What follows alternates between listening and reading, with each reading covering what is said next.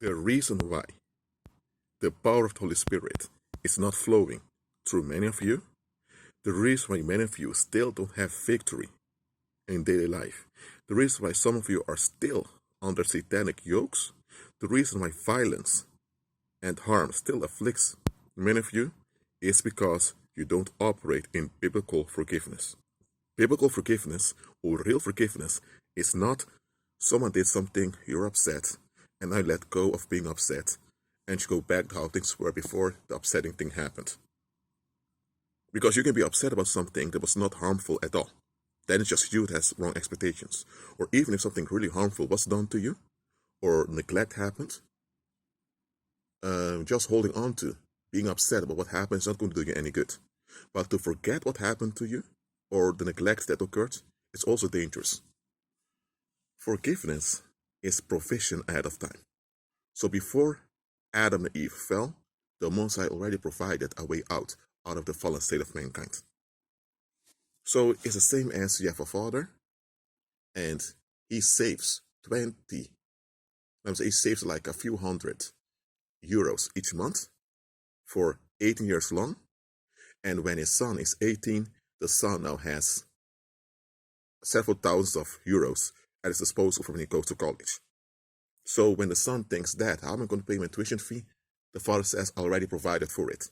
So that's forgiveness. You give before the event.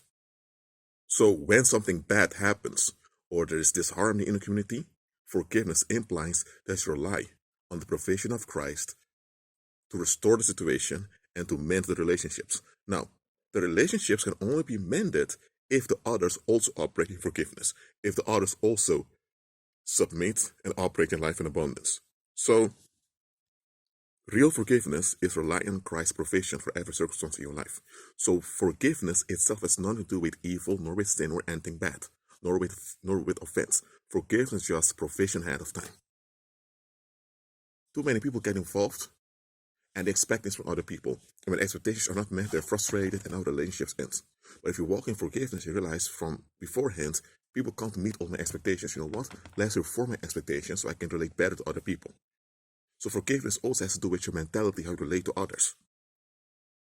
Too many of you are not operating in forgiveness. You hold on to expectations. And when those expectations are not honored, or the expectations are not when if those expectations are violated, now you feel upset, and now you're in pain, and now you are coping with the pain.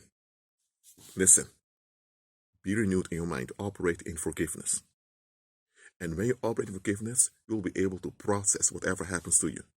Now, that doesn't mean that whatever happens to you is good. That doesn't mean that you have to accept nor embrace whatever happens to you. Okay? But whatever happens to you, though to the power of the Holy Spirit, you will be able to process it. And by doing that, you will be overcoming and bypassing evil instead of running from evil and fighting evil. Because when you run from evil, you're trapped in fear. When you fight evil, that same fear traps you because now you become obsessed with destroying the thing you consider evil.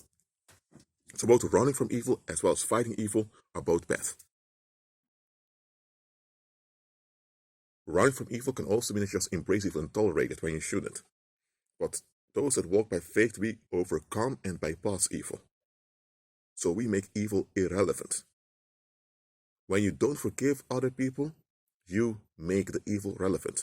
When you forgive and process, not only do you shut down, open doors for the enemy, but you also make the evil irrelevant because you forgive and process.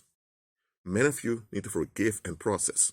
Unless you do that, the power will not flow through you. Be at peace.